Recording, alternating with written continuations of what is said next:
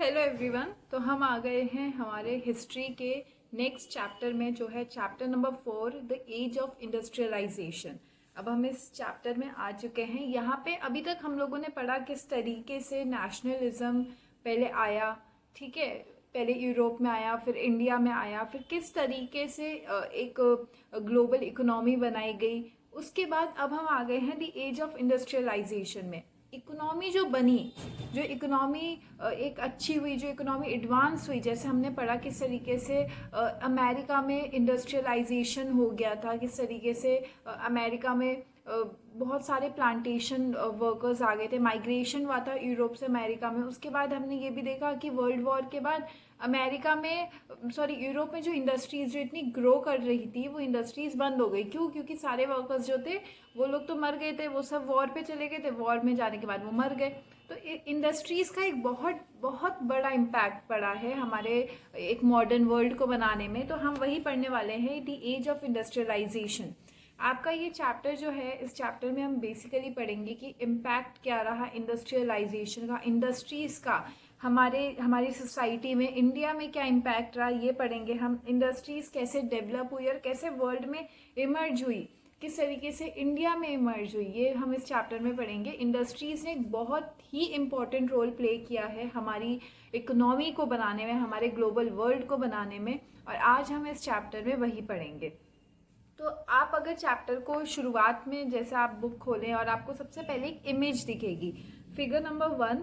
ये दो इमेजेस क्योंकि इंट्रोडक्शन में ही है, तो I think this is a very important image, क्योंकि आपको आ सकता है वहाँ पे लिखा हुआ कि जिस तरीके से मैप्स का आता है वैसे आपको इमेजेस का आ सकता है कि ये इमेज क्या सिम्बलाइज कर रही है। तो पहली इमेज जो है फिगर नंबर 1, वो बनाई गई है E.T. पॉल द्वारा 1900 में। इसका नाम है डॉन ऑफ द सेंचुरी।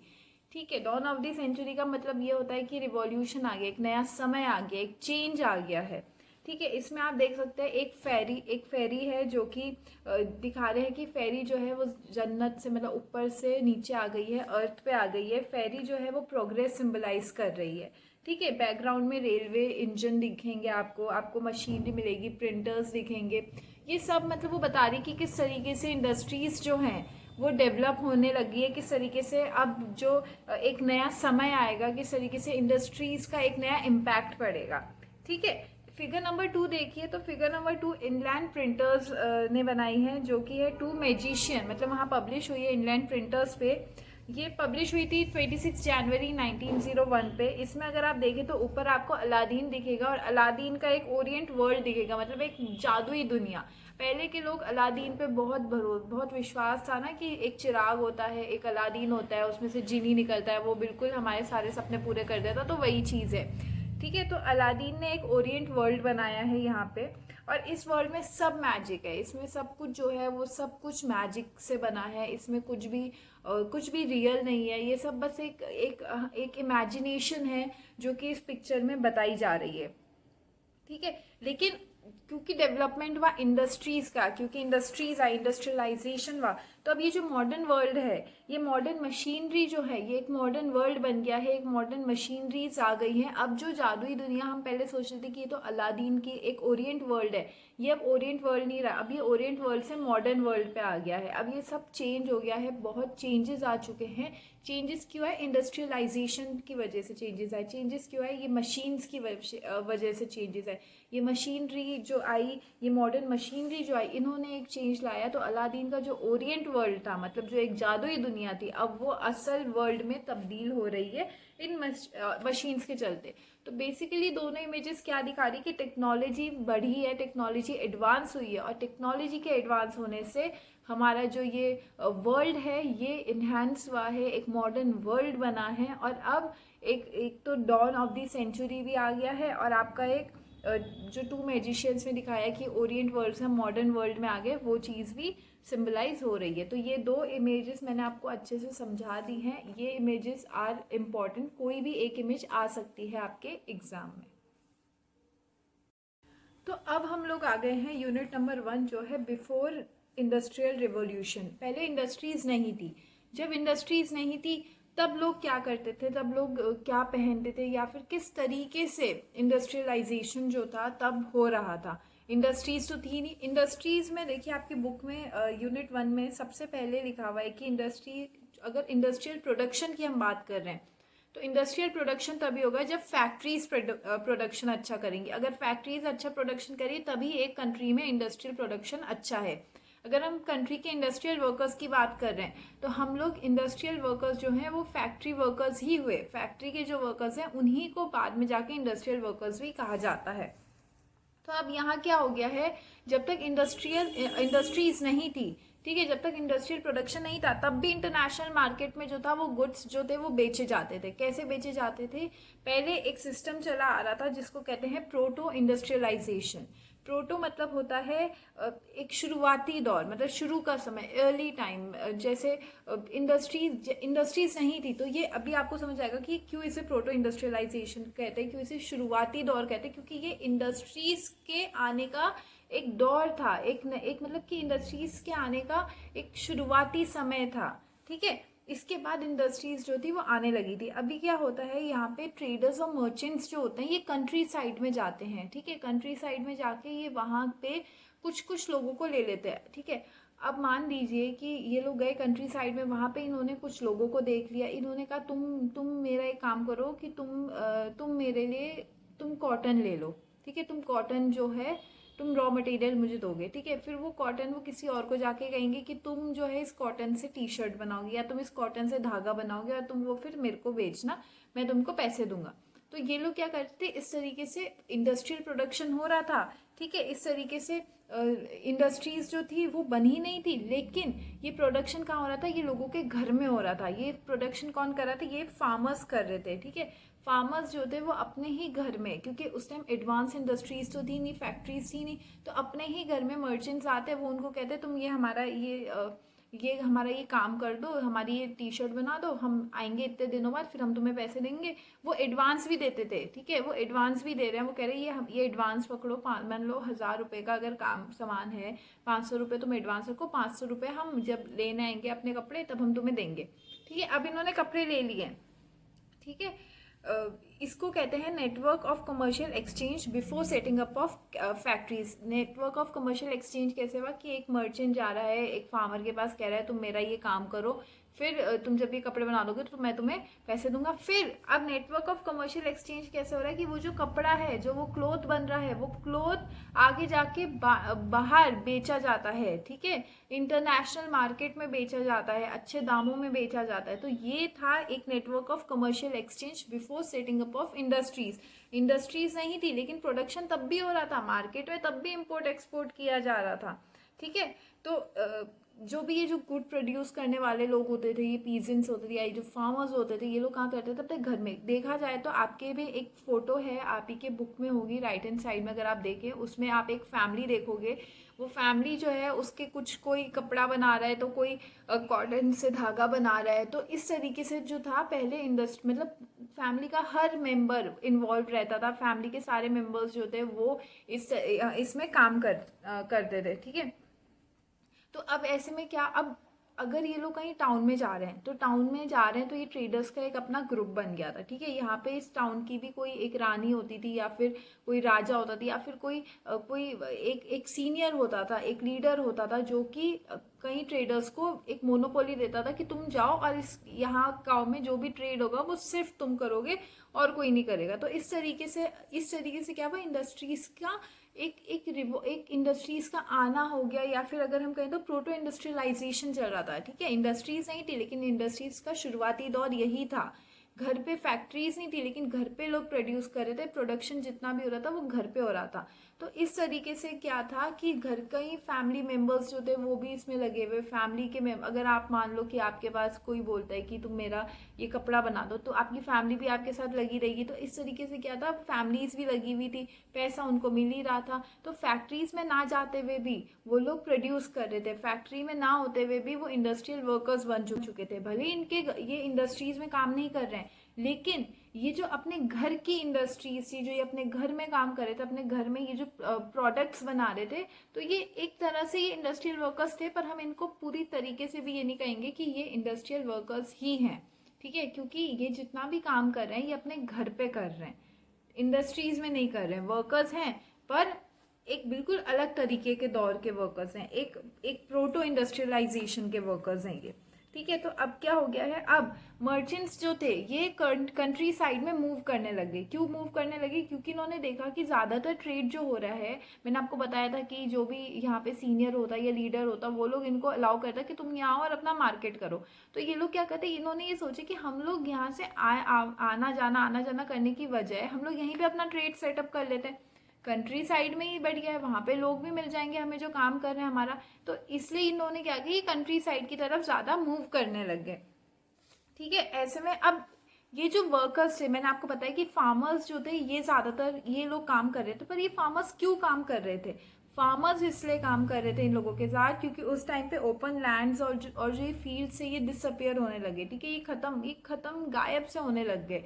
तो अब उनकी उनकी जो इनकम थी, इनकम का सोर्स जो फार्मर्स का जो लैंड था वो तो डिसअपियर हो रहा है। तो ऐसे में उनकी सोर्स ऑफ इनकम को एक ऑल्टरनेटिव मिल गया। जहाँ पे वो कुछ ना कमाने वाले थे वहाँ पे अब उनको एक ऑल्टरनेटिव मिल गया कि हम लोग अगर यहाँ अपने घर पे ही बैठ के ये क्लोथ्स प्रोड्यूस करेंगे तो एटलीस्ट हमको इनकम तो आ रही है, हमको थोड़ा तो पैसा मिल रहा है। तो इसीलिए इन्होंने क्या किया, मर्चेंट्स जो थे they provided an alternative source of income. इन्होंने एक ऑल्टरनेटिव सोर्स ऑफ इनकम उन्हें प्रोवाइड किया जो कि फार्मर्स एग्री हुए। And then they also started working with these merchants, और ये उनके कहने पे काम करने लगे क्योंकि फायदा भले ही मर्चेंट्स को हो रहा है लेकिन फार्मर्स का भी तो हो रहा है। जहाँ उनकी इनकम श्रिंक हो गई थी, जहाँ बिल्कुल उनकी इनकम जो एक stable income source of income था वो हट चुका था, अब एटलीस्ट उन पे कुछ तो इनकम आ रही है। तो इसीलिए ये सब एक दूसरे पे डिपेंडेंट है और ये एक ऑल्टरनेटिव सोर्स ऑफ इनकम बन गया था ये प्रोडक्शन करना उनके लिए। तो अब कमिंग अप ऑफ फैक्ट्रीज में आते हैं हम कि फैक्ट्रीज अब आने लगी कैसे। मैंने आपको बताया कि मैंने आपको कहा था प्रोटो शुरुआती दौर के बाद अब अगर इनको थोड़ा सा सेंस आ गया है या इनके दिमाग में एक आइडिया आ चुका है कि हम इंडस्ट्री सेटअप कर सकते हैं, तो अब क्या होगा, अब इंडस्ट्रीज से पहले क्या आती, फैक्ट्रीज आती। जब फैक्ट्रीज प्रोड्यूस करेंगी तभी तो एक इंडस्ट्रियलाइजेशन होगा किसी कंट्री में, तो अब फैक्ट्रीज बनने लगी हैं। तो अब क्या हो गया है कि अब मैंने आपको बताया the coming up of factories जो है वो आने लग गई हैं। कैसे आई हैं, आप अगर देखो तो प्रोडक्शन जो था वो प्रोग्रेस हुआ कंट्री साइड से जब अर्बन एरिया में आया, जब कंट्री साइड से हटके लोग टाउन्स में आ गए, जब इन्होंने टाउन्स में प्रोडक्शन करना शुरू किया तो एक बहुत बहुत बड़ा चेंज देखने को मिला। पहले क्या था, 1760 तक 2.5 मिलियन ऑफ कॉटन जो था वो इंपोर्ट करता था ब्रिटेन। ठीक है, लेकिन क्योंकि इंडस्ट्रीज सेटअप हुई तो 1987 से 22 मिलियन पर आ गए वो लोग। 22 मिलियन पाउंड जो था अब इंपोर्ट किया जा रहा था ब्रिटेन में। तो प्रोडक्शन क्या था, प्रोडक्शन बढ़ गया था। क्यों बढ़ गया था, क्योंकि सीरीज ऑफ इन्वेंशंस हो रहे थे। रीजन बिहाइंड दिस प्रोडक्शन की प्रोडक्शन क्यों बढ़ा वो था सीरीज ऑफ इन्वेंशंस। अब मैं आपको इसमें बताती हूँ, एक नाम है रिचर्ड आर्कविट, इन्होंने बनाया है कॉटन मिल, इन्होंने डेवलप की कॉटन मिल। ठीक है, तो इन्होंने क्या किया, ये मतलब अब कॉटन मिल डेवलप की। तो पहले क्या था, पहले तो ये लोग पीजेंट्स जो थे ये लोग मिल मतलब ये लोग जो था वो प्रोडक्शन कर रहे थे। तो पहले क्या था, जो ये ट्रेडर्स और मर्चेंट्स थे ये गांव में जाते, मैंने आपको बताया किसी से कॉटन लेते, फिर कोई धागा बना रहा, फिर कोई उस धागे का कपड़ा बना रहा, फिर कोई उस कपड़े को कलर कर रहा। तो इस तरीके से था। अब सब कुछ अंडर वन रूफ हो रहा था। अब सब कुछ एक ही छत के नीचे हो रहा था। अब कोई ऐसा नहीं था कि ये करेगा ये करेगा, अब सब एक साथ हो रहा है काम। ठीक है, तो इसीलिए तो बूस्ट भी हुआ, प्रोडक्शन बूस्ट हुआ तो 22 मिलियन पाउंड पे पहुंच गया। तो अब क्या था, पहले से बिल्कुल अलग हो चुका था सब। पहले जो था सब कुछ हाथ से हो रहा था, पहले जो था सब कुछ मैनुअल हो रहा था, लेकिन अब सब मशीन्स कर रही हैं। अब सब मशीनों द्वारा हो रहा है, अब सब मशीनरी पे हो रहा है, सब मैकेनिकल हो रहा है। तो अब क्या होता है ऐसे में कि ये प्रोडक्शन हो रहा है, ठीक है, बूस्ट भी हुआ प्रोडक्शन। तो ऐसे में जो ये मर्चेंट्स और ट्रेडर्स थे इन्होंने जो एक ऑल्टरनेटिव दिया था इन पीजेंट्स और फार्मर्स को, जो पहले ये पीजेंट्स और फार्मर्स से ही अपना कपड़ा बनवाते, जो एक सोर्स ऑफ इनकम थी पीजेंट्स और फार्मर्स की, वो अब बिल्कुल श्रिंक हो गई है। क्यों? क्योंकि अब जो था प्रोडक्शन हो गया था मैनुअल, अब कंट्री साइड में कोई जा नहीं रहा था। तो ऐसे में पीपल ऑलमोस्ट फॉरगॉट दी बायलेंस, मतलब ये लोग भूल चुके थे वहाँ पीजेंट्स और फार्मर्स को। जो ये प्रोडक्शन शुरुआत तो इन सब काम तो पीजेंट्स और फार्मर्स ही करते, लेकिन अब जब मर्चेंट्स ने सोचा कि अब हमें वहाँ जाने की ज़रूरत ही क्या है, अब जब हम सब कुछ टाउन में कर सकते हैं तो हम लोग वहाँ क्यों जाएं, है ना। हम लोग अलग अलग इंसान से काम क्यों कराएं? अब जब हम सब अंडर वन रूफ हो रहा है सब कुछ, तो हम लोग अब अलग अलग काम क्यों कराएं? तो ये जो थी, इससे क्या हुआ कि they forgot those peasants and farmers, और इससे अब क्या होता है हम वो पढ़ेंगे। तो अब हम आ गए हैं the pace of industrial change में। इसमें हम 4 पॉइंट्स पढ़ेंगे, वो 4 पेज जिन्होंने इंडस्ट्रियल चेंज को दिखाया, जो बता रहे हैं कि इंडस्ट्रीज में क्या क्या चेंज आए और क्या रहा। ठीक है, तो फर्स्ट पेज जो था उसमें था कॉटन का जो एम्फेसाइज था। मतलब पहले तो कॉटन जो था वो बहुत ज़्यादा प्रोड्यूस हो रहा था। आपको बताया कि किस तरीके से 1760 में 2.5 मिलियन ऑफ कॉटन जो प्रोड्यूस होता था, अब 1787 में वो 22 मिलियन पे पहुंच गया। तो कॉटन जो था वो बहुत ज़्यादा प्रोड्यूस हो रहा था, लेकिन इसको टुक ओवर किसने किया? आयरन और स्टील इंडस्ट्रीज ने किया। आयरन और जो ये स्टील इंडस्ट्रीज थी, इन्होंने कॉटन को टुक ओवर किया। क्यों किया? क्योंकि रेलवे का एक्सपेंशन जब हुआ इंग्लैंड में 1984 पे और कॉलोनीज पे 1860 पे, तो इससे क्या हुआ कि डिमांड आयरन और स्टील की बहुत बढ़ गई। अब आयरन और स्टील की डिमांड बढ़ी। अब रेलवेज, क्यों इसमें रेलवेज ने एक रोल प्ले किया? क्योंकि रेलवेज बनाने के लिए भी तो आयरन और स्टील चाहिए। तो इंडस्ट्रियलाइजेशन जब हुआ, जब ये आयरन और स्टील की डिमांड बढ़ी, तो वो इसीलिए बढ़ी क्योंकि अगर आपको बड़ी बड़ी इंडस्ट्रीज भी बनानी है, अगर आपको रेलवे, अगर आपको इंफ्रास्ट्रक्चर बनाना है, फिर रेलवेज तो बनी, फिर उससे इम्पोर्ट एक्सपोर्ट भी ईजी हो रहा था। तो आयरन और स्टील की जो डिमांड थी वो बढ़ने लग गई। फिर आता है हमारा सेकेंड पेज। सेकेंड पेज में क्या हो गया कि अब जो न्यू इंडस्ट्रीज हैं, न्यू इंडस्ट्रीज ने easily, they were not able to took over, या फिर इन्होंने डिस्प्लेस नहीं कर दिया था ट्रेडिशनल इंडस्ट्रीज को। ट्रेडिशनल इंडस्ट्रीज अभी भी थी। अभी भी क्यों थी? क्योंकि मेजोरिटी ऑफ पॉपुलेशन जो थी वो ट्रेडिशनल इंडस्ट्रीज में ही काम करना पसंद कर रही थी। वो आयरन और स्टील इंडस्ट्रीज में काम नहीं करना चाह रही थी, वो मैनुअल लेबर नहीं बनना चाह रहे थे। तो 20% कहते हैं, आपकी बुक में है कि 20% जो थे वो लोग मॉडर्न इंडस्ट्रीज में काम कर रहे थे, पर बाकी जो लोग थे, वो लोग, ज्यादातर लोग जो थे वो जो ये पुरानी ट्रेडिशनल इंडस्ट्रीज थी यही काम करना पसंद कर रहे थे। फिर हम आते हैं हमारे थर्ड पेज पे। थर्ड पेज में क्या हो रहा है? यहाँ हो रही है ट्रेडिशनल इंडस्ट्रीज ग्रो।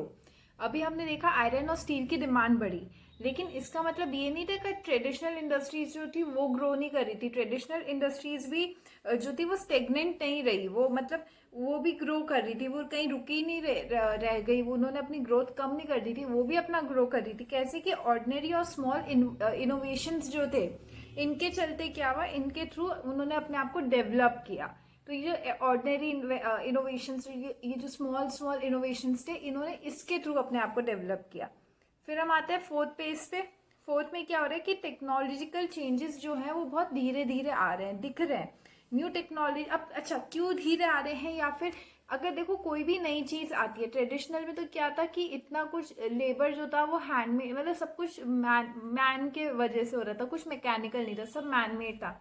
अभी क्या हो रहा है? अब टेक्नोलॉजी आ रही है तो कुछ मशीन्स आएगी। मशीन्स जो है वो पूरी सही भी तो नहीं आएगी। पहले कुछ अगर हम कोई भी नई चीज, अगर हम रोटी भी बनाते हैं तो 10 बार वो रोटी खराब बनती है, फिर 11वीं बार वो सही बनती है। तो इसी तरीके से था कि नई टेक्नोलॉजी को लोग अपना नहीं पा रहे थे। क्यों? क्योंकि नई टेक्नोलॉजी जो थी वो पहली चीज तो बहुत एक्सपेंसिव थी, क्योंकि वो, अब ऑफ कोर्स ही बात है, आप हैंडमेड से, अब जो आप ट्रेडिशनल से बिल्कुल मॉडर्न पे आ रहे हो, तो आपकी जो टेक्नोलॉजी होगी वो भी एक्सपेंसिव होगी, तो वो एक्सपेंसिव थी। मर्चेंट जो थे, मर्चेंट और ट्रेडर्स थे, वो बहुत कॉशियस थे। उनको ये था कि कहीं खराब ना हो जाए मशीन ना, क्योंकि अगर खराब हो गई तो जितने की मशीन है उससे उतने का फिर वो रिपेयर करने वाला भी खर्चा ले लेगा। आज के टाइम यही तो था। आज के टाइम हमारी जो न्यू टेक्नोलॉजी, आज के टाइम हमारा मोबाइल है, मान लीजिए अगर हमारे पास 20,000 का मोबाइल है, तो अगर उसकी स्क्रीन टूट गई तो 5-6 हज़ार तो स्क्रीन में ही लग जाते हैं। तो उनको वही डर था कि अगर ये एक बार भी इसको कुछ हो गया तो ये एक्सपेंसिव बहुत था इसका रिपेयर करना। ठीक है, नॉट कॉस्ट, ये कॉस्ट इफेक्टिव भी नहीं थी। ठीक है, मतलब कॉस्ट इफेक्टिव अगर देखा जाए तो डिमांड जो थी वो फुलफिल कर रही थी, लेकिन अगर रिपेयर करने का खर्चा अलग से, फिर कॉशियस अलग से रहो, ध्यान दो 24 घंटे की ये काम ढंग से कर रही है या नहीं कर रही है। ठीक है, और क्या है, not as effective as SDM manufacturer set. अब जिसने बनाई है वो कह रहा है कि वो, अगर मैंने मोबाइल बनाया, मैं कह रही हूँ मेरा मोबाइल तो बेस्ट है, इसमें कोई प्रॉब्लम नहीं है, लेकिन वो तो बाद में यूज करने के बाद पता चलता है ना कि वो इफेक्टिव है या नहीं है, तो वो इफेक्टिव नहीं था। ठीक है, तो इसका एक एग्जाम्पल दिया है आपकी बुक में, वो है एक स्टीम इंजन जो कि जेम्स वॉट ने बनाया 1781 में। इसके बाद उसके बाद क्या हुआ, मैथ्यू बुल्टन ने इसका एक नया मॉडल जो था वो मैन्युफैक्चर किया, लेकिन बहुत सालों तक ये बिका ही नहीं। फिर उसके बाद ऐसे बताया जा रहा है कि कुछ ही मॉडल्स बच गए थे, ये जो आपका स्टीम इंजन है इसके कुछ ही मॉडल्स बचे थे। तो इस तरीके से ये हमने पढ़ा the pace of industrial change. इसमें हमने देखा कि किस तरीके से मॉडर्न इंडस्ट्रीज आई, लेकिन उन्होंने ट्रेडिशनल इंडस्ट्रीज को टुक ओवर नहीं किया पूरी तरीके से। प्लस मॉडर्न इंडस्ट्रीज में लेबर की कमी तो थी, पर उन लोगों को नई टेक्नोलॉजी अपनाने में भी प्रॉब्लम हो रही थी, क्योंकि वो एक्सपेंसिव थी, उसका रिपेयरिंग उसकी एक्सपेंसिव थी, तो बहुत खर्चा भी हो रहा था। तो अब हम आएंगे हमारे नेक्स्ट यूनिट में। तो हम आ गए हैं hand labour and steam power पे। अब हैंड लेबर मतलब क्या होता है? हैंड लेबर मतलब होता है कि जब पहले की, मैंने आपको बताया कि माइग्रेट मतलब वो जितने भी मर्चेंट्स थे, जितने भी ट्रेडर्स थे, ये लोग टाउन्स में कंट्री साइड में जाके वहाँ पे लेबर के लिए लोग ढूंढते थे। किनको ढूंढते थे? फार्मर्स को ढूंढते थे। फिर उनको ये लोग पैसा देके वो लोग क्या करते हैं, इनके लिए कोई कॉटन बना रहा, कोई कॉटन का धागा बना रहा, कोई धागे का कपड़ा बना रहा है, तो ये हैंड लेबर हुआ।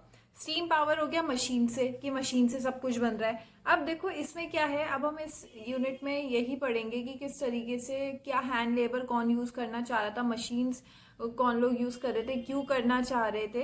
तो विक्टोरियन पीरियड के बारे में देखो, ब्रिटेन में एक विक्टोरियन पीरियड चल रहा था। ऐसे में क्या होता है कि ह्यूमन लेबर की जो थी वो बिल्कुल शॉर्टेज नहीं थी, ह्यूमन लेबर की बिल्कुल शॉर्टेज नहीं थी। क्यों नहीं थी? क्योंकि लोग काम के लिए माइग्रेट करके टाउन में आ रहे थे।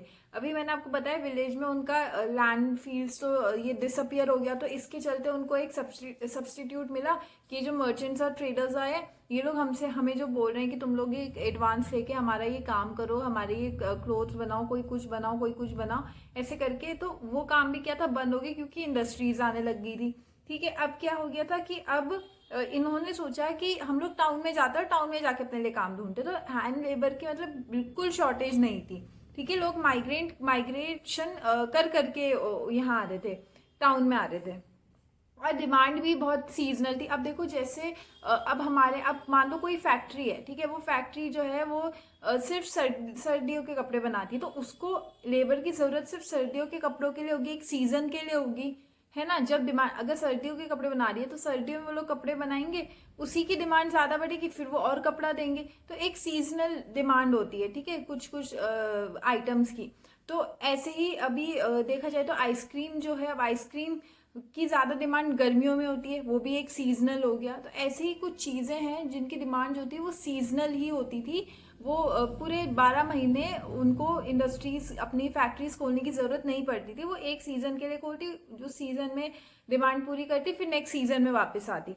तो लेबर्स का क्या था उस टाइम पे कि लेबर्स को भी ये लोग सीजनल के लिए लेते, ये कहते कि तुम इतना सीजन, इतना से मान लो तुम जनवरी से जुलाई तक हमारे साथ काम करोगे, उसके बाद तुम चले जाना। ठीक है, तो जनवरी से जुलाई का तुम्हारा टाइम पीरियड है, उसके बाद तुम चले जाना, फिर तुम मत करना हमारे साथ काम। तो ऐसा एक सीजनल होता था इनके यहाँ। ये एग्जाम्पल दिया मैंने जनवरी टू जुलाई, बट मैं एक बात बता रही हूँ कि सीजनल लेबर होते थे, तो एक टाइम पीरियड पर्टिकुलर 6 महीने 4 महीने इस तरीके से उनको काम पे रखा जाता था। ठीक है, तो इसीलिए उन्हें मशीन्स की जरूरत नहीं थी। अब देखो मशीन्स महंगी भी तो थी, मशीन्स महंगी थी, मैंने इससे पहले बताया कि उनका रिपेयरिंग का खर्चा भी महंगा था। तो अब ये लोग, अब एक पर्टिकुलर सीजन के लिए आप एक मशीन लाओ, फिर उसका रिपेयरिंग का खर्चा भी देखो, इससे अच्छा तो ये आप हैंड लेबर लो, उसको बोलो तू काम कर और खत्म बात, है ना। अब इसमें क्या हुआ, अब एक रेंज ऑफ प्रोडक्ट जो था वो भी हैंड लेबर ही प्रोड्यूस कर सकता था, मशीन नहीं कर सकती थी प्रोड्यूस, है ना। तो कुछ एडवांटेजेस हैं यहाँ। एक और एडवांटेज ये कि मशीन जो थी वो लार्ज कैपिटल रिक्वायर करती, उसको खरीदने के लिए पैसा चाहिए। अब हेवी मशीन है, वो मान लो 8,000 10,000 चीजें बना रही है एक दिन में, तो महंगी भी तो होगी ना, कैपिटल चाहिए। मशीन जो थी वो बहुत यूनिफॉर्म प्रोडक्ट्स ही प्रोड्यूस कर सकती थी, मतलब वो अब मान लो एक आपके में एग्जांपल कि एक्स और हैमर एक ही तरह के इतने सारे हो गए। अब एक बात बताओ, आप एक ही तरह के, अब मान लो आप टी शर्ट ले रहे हो, टी शर्ट सारी मशीन ने स्मॉल साइज ही बना दी है, तो वो अब जो जिसका साइज लार्ज या जो मीडियम साइज का पहनता है वो क्या पहनेगा। तो एक यूनिफॉर्म प्रोडक्ट जो था, उस टाइम मशीन इतनी डेवलप नहीं थी, तो मशीन एक यूनिफॉर्म प्रोडक्ट ही बनाती थी, वो एक ही तरह का प्रोडक्ट बनाती थी। तो जो ये लेकिन लोगों को यूनिकनेस चाहिए थी, यूनिकनेस किसने नहीं, हैंड लेबर ने दी। हैंड लेबर इजीली जो था वो अलग अलग चीजें बना पाता था, वो मशीन की तरह नहीं था, वो यूनिफॉर्म नहीं था वो। ठीक है, तो ऐसे में क्या हुआ, अमेरिका, अब ये तो चलो हैंड लेबर की बात होगी ब्रिटेन में। अब कुछ कंट्रीज थी जैसे अमेरिका, तो अमेरिका में क्या था, अमेरिका में थी लेबर की शॉर्टेज, वहां पे हैंड लेबर नहीं था इतना, ठीक है, पॉपुलेशन इतनी नहीं थी। तो इनको क्या था, इनको स्टीम मशीन का यूज करना पड़ता था, they were dependent on steam machine. ये सोचते थे हम स्टीम मशीन का ही यूज करें, क्योंकि वहाँ हैंड लेबर का इतना हैंड लेबर था ही नहीं वहां पे इतना। तो ये जो hand labour and steam power में अभी हमने पढ़ा ये टॉपिक, तो इसमें हमने यही देखा कि किस तरीके से कुछ जगहों में जहाँ पे हैंड लेबर था तो वहां पे लोगों ने हैंड लेबर ही प्रेफर किया उस टाइम, क्योंकि मशीन्स इतनी ज्यादा डेवलप नहीं हो रखी थी। अभी तो ऐसा होता है कि आपको मशीन्स जो है वो अलग अलग तरह की, एक मीडियम भी दे देगी, स्मॉल भी दे देगी, लार्ज भी दे देगी, एक्सेल भी दे देगी, है ना, डबल एक्सेल भी दे देगी। लेकिन उस टाइम ऐसा नहीं था, उस टाइम खाली एक ही तरह का प्रोडक्ट जो था वो बनता था। तो अब हम आगे बढ़ेंगे। तो हम आगे हैं लाइफ ऑफ वर्कर्स पे। अब यहाँ क्या हो रहा है, यहाँ पे ये हो रहा है कि कंट्री साइड में जब ये मर्चेंट्स और ट्रेडर्स गए थे, इन्होंने सोचा वहां जाएंगे हम अपना काम करा देंगे, है ना, हम लोग अपना जितना भी क्लोथ्स है वो मैन्युफैक्चर करा देंगे, रॉ मटेरियल से लेके एक मैन्युफैक्चर्ड गुड तक सारा काम जो था वो कंट्री साइड में हो रहा था, ठीक है, अलग अलग बंदा हर काम कर रहा था, हैंड लेबर चल रहा था उस टाइम पे। तो अब क्या होता है, अब सब चले गए थे टाउन पे, टाउन में गए तो वहां पे उन्होंने क्या किया, मतलब मर्चेंट्स और ट्रेडर्स जो कि टाउन से कंट्री साइड गए थे, उन्होंने सोचा अब हमारे लिए तो बढ़िया है ना कि हम लोगों को वहां नहीं जाना पड़ेगा बार बार, हम टाउन में ही सारा काम करते हैं। क्यों करते हैं, क्योंकि मशीन्स भी आ रही थी। तो ऐसे में क्या होता है कि ऐसे में जो ये कंट्री साइड के वर्कर्स थे इनकी लाइफ बहुत इफेक्ट हुई, ठीक है। तो इन्होंने क्या किया, इन्होंने भी माइग्रेट करना शुरू कर दिया। इन्होंने कहा हम भी अब क्या करते हैं, हम लोग जाते हैं अब टाउन में और हम टाउन में ही अपने लिए जॉब देखेंगे। लेकिन जॉब ढूंढना was not easy, it was not easy कि आप टाउन में जाओगे और आपको जॉब मिल जाएगी। अगर आपको जॉब चाहिए तो या तो आपके किसी के साथ रिलेशन बहुत अच्छे होने चाहिए, ठीक है, आपका कोई फ्रेंड होना चाहिए, आपका कोई रिलेटिव होना चाहिए जो कि टाउन में रहता हो, जिसकी फैक्ट्री हो और वो आपको वहां पे जॉब दे दे। अगर ऐसा है तो आपको जॉब इजीली मिल जाएगी। अगर आपका कोई जानने वाला नहीं है तो then this is a very difficult task for you to find a job for your self in the town, ठीक है, क्योंकि टाउन में जॉब मिलना वॉज नॉट ईजी, इतने सारे लोग तो ऑलरेडी थे वहां पे। तो इसका फर्स्ट पॉइंट यही है कि आपकी फ्रेंडशिप किसी के साथ अच्छी होनी है, तभी सिफारिश होगी, तभी आपको जॉब मिलेगी, वरना नहीं मिलेगी। दूसरा था कि शेल्टर नहीं था। अब लोग अगर कंट्री साइड से टाउन में आ रहे हैं तो वो तो जॉब की सर्च में आ रहे हैं, अब अपना घर तो होगा नहीं वहां उनके पास। तो वो लोग क्या करते हैं, वो लोग कहाँ रहते हैं, ब्रिज के अंडर रहते हैं, ठीक है, ब्रिज के नीचे रहते हैं, ब्रिज के अंदर वहां पे सो जाते हैं, उसके नीचे सो जाते हैं, या फिर एक नाइट रिफ्यूजीज कुछ कैंप्स थे वहां सोते। वहां नहीं सोते तो गवर्नमेंट ने कुछ इंतजाम किए थे, उन्होंने कुछ क्वार्टर्स बना रखे थे इन लोगों के लिए, माइग्रेंट वर्कर्स के लिए, वो लोग वहां सोते, ठीक है। तो ये सब था। इसके अलावा क्या था, सीजनल वर्क चल रहा था। अब मान लो सर्दियों के, मान लो दिसंबर के कपड़े हैं, ठीक है, ठंड के कपड़े हैं, ठंड के कपड़े ठंड के टाइम पे मैन्युफैक्चर होंगे। मैन्युफैक्चर होने के बाद क्या होगा कि वो मैन्युफैक्चर करेंगे, डिमांड बढ़ेगी, वो फिर मैन्युफैक्चर करेंगे। लेकिन एक बार ठंड खत्म हो गई तब तो, तब कहाँ मैन्युफैक्चर होगा क्लोथ्स का, तब तो दूसरा सीजन आ गया। तो कुछ सीजनल वर्कर्स थे। तो अब मान लो कोई गर्मी के सीजन में काम कर रहा है, ठीक है, ठंड के सीजन में उस पर कोई काम नहीं है, तो इधर वो तो अपने घर जाएगा, अपने गांव चला जाएगा। अगर गांव नहीं जाएगा तो वो क्या करते थे, वो लोग 6 महीने के लिए देखते थे कि कोई सब्सटीट्यूट मिल जाए, हमें कोई छोटी मोटी जॉब मिल जाए जहाँ पे हम थोड़ा पैसा कमा लें, घर पे बैठने से अच्छा हम थोड़ा सा पैसा कमा लें। तो ये सब चल रहा था, ठीक है। अब एक दिक्कत क्या थी, एक दिक्कत ये भी थी कि महंगाई भी बढ़ रही थी, महंगाई बढ़ रही थी। अब मान लो वेजेस बढ़ा दी, ठीक है, वर्कर्स की वेजेस बढ़ा दी उन्होंने, जो भी इनके मालिक थे इन्होंने वेजेस बढ़ा दी, लेकिन महंगाई भी तो बढ़ रही थी, महंगाई बढ़ रही थी। इसके कारण क्या हो रहा था कि उनको समझ नहीं आ रहा था कि हमारी रियल वेज क्या है या हमारी एक्चुअल वेज क्या, मतलब उनको कुछ समझ नहीं आ रहा था, उनको समझ नहीं आ रहा था कि हमें क्या मिल रहा है, हमें क्या पैसा मिल रहा है, क्योंकि महंगाई, अब आपकी वेज बढ़ा दी है लेकिन महंगाई भी तो बढ़ रही है, तो आपके लिए तो सब सेम ही हो रहा ना। बात तो एक ही है, आपकी वेज कम थी महंगाई कम थी, अब आपकी वेज बढ़ा दी महंगाई बढ़ गई, तो वो उनको समझ नहीं आ रहा कि हमारे को इंक्रीमेंट मिली भी है या नहीं मिली है, ठीक है। तो ये सब भी चल रहा था। साथ में क्या था, अब एक और बिग फैक्टर था पॉपुलेशन का, कि पॉपुलेशन बहुत ज्यादा बढ़ चुकी थी। पॉपुलेशन जो है, this is one of the factor, a main reason of unemployment is population, ठीक है। हम आज भी पॉपुलेशन एक बहुत बड़ा फैक्टर है अनएम्प्लॉयमेंट का। क्यों, क्योंकि अगर पॉपुलेशन ज्यादा है, ठीक है, एक पर्टिकुलर एग्जाम को देने के लिए अगर लाखों लोग जा रहे हैं और सिर्फ 1000 लोग सेलेक्ट हो रहे हैं, तो वो लाखों लोग जो अपियर हुए थे, मान लो लाख लोग जा रहे हैं, 10,000 सेलेक्ट हुए, तो 90,000 लोग तो अनएम्प्लॉयड हो गए ना, उन पे तो जॉब नहीं है। तो यही चला आ रहा था कि अनएम्प्लॉयमेंट जो था वो, दिस वाज एन एग्जाम्पल, उस टाइम पे क्या था, पॉपुलेशन थी बहुत ज्यादा, तो लोगों ने क्या किया, लोग जो उनको पहले 10 जन मिल रहे वो उनको अपने यहाँ काम पे लगा देते। ठीक है, तो ऐसे ही चल रहा था। बाकी अनएम्प्लॉयड थे, तो अनएम्प्लॉयमेंट थी तो पॉवर्टी भी होगी, पुअर भी होंगे लोग, है ना, गरीबी भी बढ़ेगी। अब इसमें एक प्रॉब्लम और क्या होगी, प्रॉब्लम क्रिएट कर ली मशीन्स ने। मशीन्स ना further increase the problems. How कि ये जो पहले तो क्या, अब देखो एक जो 10 जन काम कर रहे हैं, अब अगर मशीन आ गई तो मशीन तो उन 10 जनों का काम कर लेगी, अब 20 जन का काम एक मशीन कर लेगी। तो वो मशीन जो थी, वो मशीन ने भी एक प्रॉब्लम क्रिएट कर ली थी कि उससे भी अनएम्प्लॉयमेंट जो थी वो बहुत हो रही थी। तो ऐसे में लोगों ने क्या किया, लोगों ने ये मशीन्स पे अटैक करना शुरू कर दिया। इसमें एक एग्जांपल है स्पिनिंग जेनी का, कि लोगों ने मशीन्स पे अटैक, मतलब उस पर अटैक करना शुरू कर दिया। उन्होंने कहा ये इसी के चक्कर में हम अनएम्प्लॉयड है, क्योंकि ये मशीन्स आ गई हैं। ठीक है, अब इसमें क्या हुआ, इसमें अब क्या होता है कि थोड़ा एक जॉब की उम्मीद मिलती है, थोड़ा एक वर्क की उम्मीद मिलती है, एम्प्लॉयमेंट की उम्मीद मिलती है। वो किससे मिलती है, वो मिलती है कंस्ट्रक्शन से। कंट्री साइड में वो सॉरी टाउन्स में कंस्ट्रक्शन हो रहा था, रेलवे का, रोड जो थी वो ब्रॉड हो रही थी, चौड़ी हो रही थी, टनल्स बन रहे थे। ठीक है, तो इससे क्या था, बहुत चीजें हो रही थी, इंडस्ट्रियलाइजेशन हो रहा था, हम चैप्टर ही वो पढ़ रहे हैं तो इंडस्ट्रियलाइजेशन भी हो रहा था। तो इस तरीके से क्या था, कंट्रीज सॉरी टाउन्स में थोड़ा जॉब्स का, एम्प्लॉयमेंट का एक अपॉर्चुनिटी मिली, कैसे, कंस्ट्रक्शन से मिली। तो दैट्स इट। अब हम आगे बढ़ेंगे नेक्स्ट यूनिट। तो अब क्या हो गया है, अब हम आ गए हैं इंडस्ट्रियलाइजेशन इन कॉलोनीज में। ठीक है, अभी तक हमने ब्रिटेन के बारे में पढ़ा, अब हम आ गए हैं कॉलोनीज में। कहा, इंडिया में, कि इंडिया में क्या हो रहा था। तो इंडिया में जब तक इंडस्ट्रियलाइजेशन नहीं था, जब तक फैक्ट्रीज नहीं थी, तब तक इंडिया जो था वहां पे कॉटन एंड सिल्क गुड्स जो थे उसके डिमांड बहुत ज्यादा हो रखे थे, बहुत ज्यादा बढ़े हुए थे। ठीक है, कॉटन ये मतलब इंटरनेशनल मार्केट में बेचे जा रहे थे और इनकी डिमांड बहुत ज्यादा थी, कॉटन और सिल्क गुड्स की। क्यों थी, इनकी क्वालिटी बहुत अच्छी थी, फाइन क्वालिटी में थे, बिल्कुल अच्छी हैंडमेड थे, तो बहुत अच्छी क्वालिटी में थे।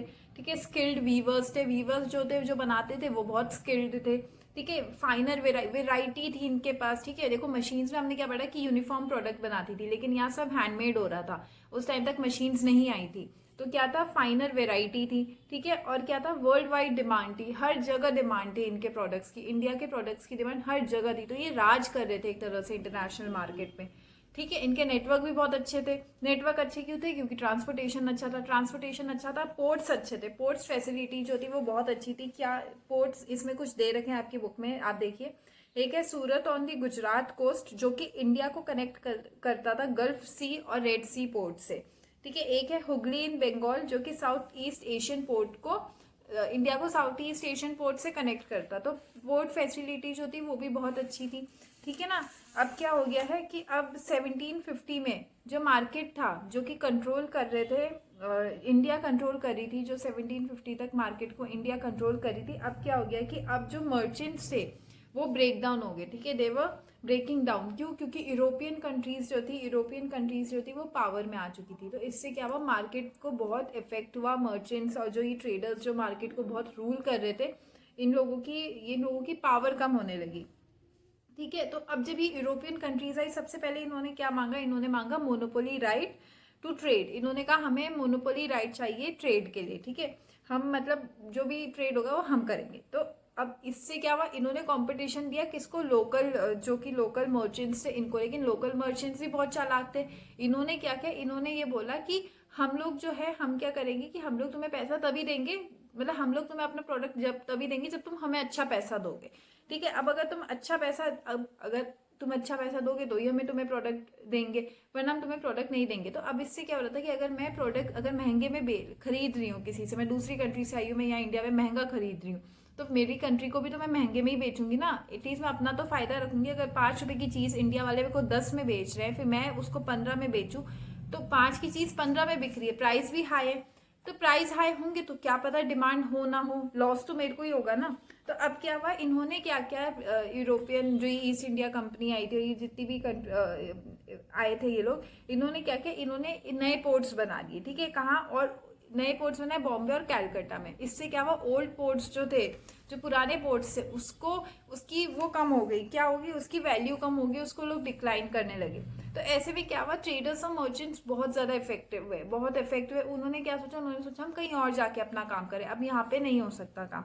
तो ऐसे में लोकल बैंकर्स जो थे, जो कि वो भी बैंकरप्ट हो गए। अब एक बात बताओ, अगर कोई बैंकर लोन दे रहा है किसी को, ठीक है, अब लोन दे रहा है लेकिन ट्रेडर्स और मर्चेंट पे तो पैसा ही नहीं है वो लोन पे करने का। हमने इससे पहले भी पढ़ा था कि पैसा ना होने से पूरा जो बैंकिंग सिस्टम था, IMF और वर्ल्ड बैंक का, ये पूरा हिल गया था, डिस्प्लेस हो गया था, ठीक है।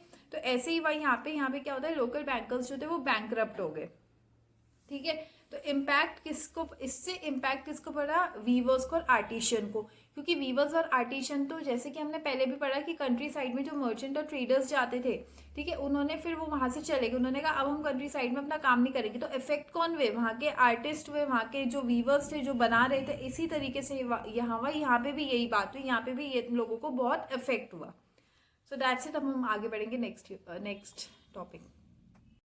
तो अब क्या हो गया है, अब हम आ गए हैं कि किस तरीके से जो ये लाइफ ऑफ वर्कर्स थी वो इफेक्ट हुई। कैसे इफेक्ट हुई कि पहले क्या हुआ, इंडिया जो थी वो फाइन टेक्सटाइल इंडस्ट्रीज, मतलब यूरोप में इंडिया की बहुत डिमांड थी, ठीक है। इंडिया की फाइन टेक्सटाइल जो थी उसकी डिमांड बहुत थी यूरोप में, इंडियन फाइन टेक्सटाइल की, लेकिन डिमांड ज्यादा थी। तो ये बहुत डिफिकल्ट था for East India Company to मतलब उनके लिए एक रेगुलर सप्लाई करना बहुत मुश्किल था, क्योंकि उस टाइम इंडिया में कई तरह की, सिर्फ ईस्ट इंडिया कंपनी नहीं थी, बहुत तरह की यूरोपियन कंट्रीज जो थी, बहुत तरह के जो ट्रेडर्स और मर्चेंट्स थे, ये लोग जो थे यहाँ पे बैठे हुए थे, बहुत अलग अलग तरह के लोग यहाँ पे थे, अलग अलग तरह की कंपनीज यहाँ स्टैब्लिश थी। तो इन्होंने, इनके लिए बहुत डिफिकल्ट है, क्योंकि अब देखो वीवर्स ने क्या बोल दिया था पहले कि हम तो उन्हीं को पैसा देंगे, कि जो हम उन्हीं को प्रोडक्ट देंगे जो कि हमें अच्छा पैसा देंगे। तो ये कंपटीशन जो था ये बहुत तगड़ा था उस टाइम पे। तो अब क्या होता है ऐसे में, competition among other European power to gain supplies, ठीक है। अब यूरोपियन जो कंट्रीज थी, जो ये आपस में ये अलग अलग कंपनीज जो इन्होंने स्टैब्लिश की हुई थी, जो लोग यहाँ पे काम कर रहे थे, तो इन लोगों में अपना ही एक कॉम्पिटिशन चल रहा था, ठीक है। तो ऐसे में क्या था, वीवर्स और मर्चेंट्स की बार्गेनिंग पावर भी बहुत ज्यादा थी। तो अब क्या हो गया था कि जो ब्रिटिश ईस्ट, लेकिन ये सब चेंज हुआ, कैसे चेंज हुआ, क्योंकि जब ब्रिटिश ईस्ट इंडिया कंपनी को एक पॉलिटिकल पावर मिली तो ये सारी चीजें बदल गई, ठीक है। कैसे बदल गई कि कंपनी ने एलिमिनेट, सबसे पहले तो अदर यूरोपियन जो कंपनीज थी इनको हटवा दिया ब्रिटिश ईस्ट इंडिया कंपनी ने। इन्होंने कहा अब मोनोपोली रहेगा, अब सिर्फ हम रहेंगे यहाँ पे, अब और कोई नहीं रहेगा, तो जो भी होगा हम होंगे, और कंपटीशन इन्होंने हटा दिया। इन्होंने क्या किया, कॉस्ट को कंट्रोल में कर दिया। कैसे कंट्रोल किया, इन्होंने क्या किया, ये एडवांस देने लग गए, जितने भी वीवर्स थे इनको ये लोग एडवांस देने लगे। इन्होंने कहा हम तुम्हें एडवांस दे रहे हैं, तुम इतने समय में हमें ये काम करके दे दो। तो कॉस्ट जो थी वो भी कंट्रोल हो चुकी थी। और क्या था, इंश्योर रेगुलर सप्लाई, सप्लाई भी रेगुलर होने लग गया था। क्यों होने लग गया था, क्योंकि अब देखो उनके पास कोई और तो है नहीं, वीवर्स को अगर अपना काम करना है, उन्हें अपना सामान बेचना है, तो वो एक ही इंसान को बेच सकते हैं, जो है ब्रिटिश ईस्ट इंडिया कंपनी, और कोई कंपनी वहां स्टैब्लिश नहीं है। तो ये क्या था, एक रेगुलर सप्लाई हो गया था। इसका इम्पैक्ट सबसे ज्यादा किस पे पड़ा, वीवर्स पे पड़ा। क्यों पड़ा, क्योंकि सबसे पहले तो मोनोपोली, पहले तो वो लोग बार्गेन कर रहे थे, पहले उनकी बार्गेनिंग पावर बहुत अच्छी थी। वो लोग क्या करते, वो जितना पैसा बोलते उतना पैसा देना पड़ता लोगों को, जिससे एक तरह से ऑक्शन में हम लोग जो सामान बेचते हैं तो हम लोग जो ज्यादा पैसा देते हैं हम उसी को तो देते हैं सामान, तो वही चल रहा था, ठीक है। तो मोनोपोली राइट्स जो थी वो ले ली थी इन्होंने। फिर क्या था, ईस्ट इंडिया कंपनी ने ये बाकी के जो ट्रेडर्स थे इनको हटा दिया था, तो अब ये कुछ कर नहीं पा रहे थे, ये लोगों को सामान जो था वो सिर्फ ईस्ट इंडिया कंपनी को देना पड़ता।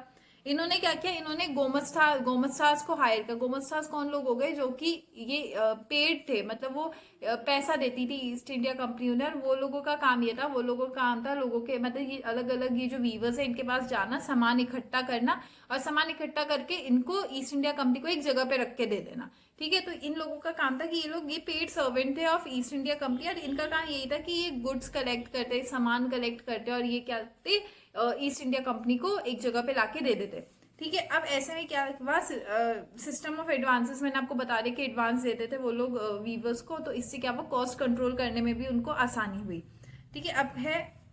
अब ये जो गोमस्तास थे, पहले तो क्या था, इंडियन मर्चेंट्स है। इंडियन मर्चेंट्स जो थे उनका वो क्या करते हैं, अगर देखो मान लो मैं एक इंडियन मर्चेंट हूँ, ठीक है, मैं मेरा जो वीवर है मैं उसको पैसा भी दे रही हूँ, अच्छा पैसा दे रही हूँ, फिर कहीं आगे जाके उसको मेडिकल या हेल्थ प्रॉब्लम में मैं उसमें उसकी मदद कर रही हूँ, तो I am very emotional kind of a person.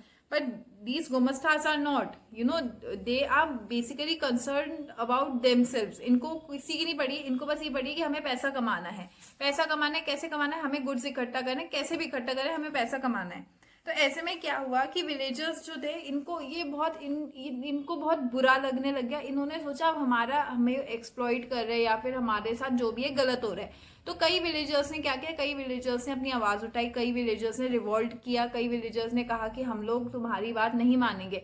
और जो लोग रिवॉल्ट नहीं कर पाए या जो लोगों को जिन्होंने आवाज उठाई लेकिन उनकी आवाज को किसी ने सुना नहीं, तो उन्होंने क्या किया, उन्होंने अपनी ऑक्यूपेशन चेंज कर ली। उन्होंने सोचा हम लोग क्या करते हैं, हम लोग वीवर्स रहेंगे नहीं, हम लोग ऑक्यूपेशन चेंज करेंगे, हम लोग कहीं और चले जाएंगे।